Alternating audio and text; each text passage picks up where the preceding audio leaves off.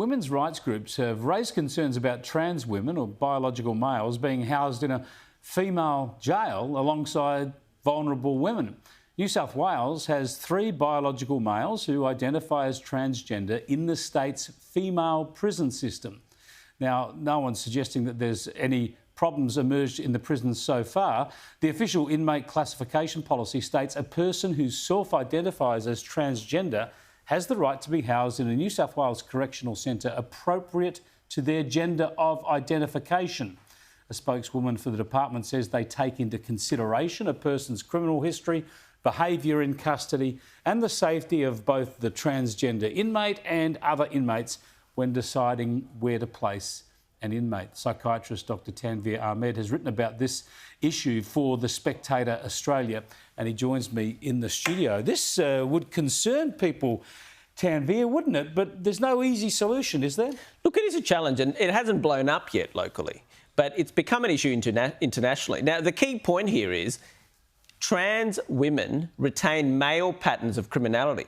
And British statistics, they're 5 times more likely to commit an assault, including a sexual assault, than their female co-inmates, if you like. In the general population or in the prison population? In the prison population. Yeah, but you're saying because they're male, because all the statistics show males are more likely to be criminal than Being females. male is the single biggest predictor of crime, and sexual crimes even more so, more than 90%.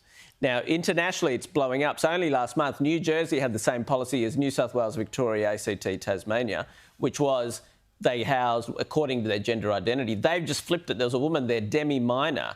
Turned out she'd impregnated 3 women in the prison system. Now, that was with their consent, but that obviously became a huge problem, and they've shifted her to a male only, and they're reviewing their entire policy, as are several other US states. So that's pregnancies in the jail system. It's normally something they look to avoid.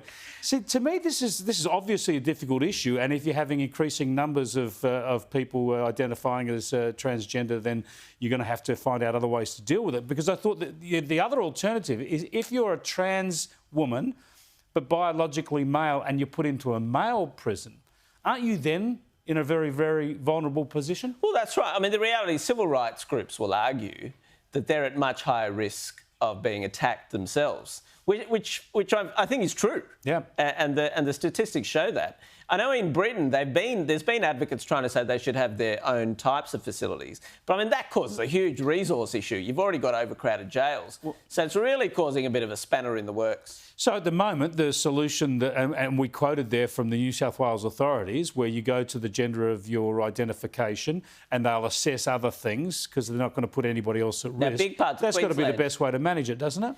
Yeah, but how closely they're doing that, because they can't actually predict. It's not easy. They are to some extent going case by case, right? But at Western Australia, Northern Territory or Queensland, they don't have a set policy.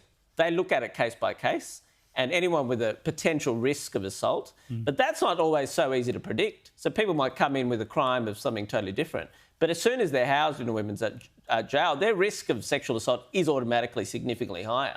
And again, this hasn't blown up yet, but the reality is the numbers have blown up in the last 5 years or so.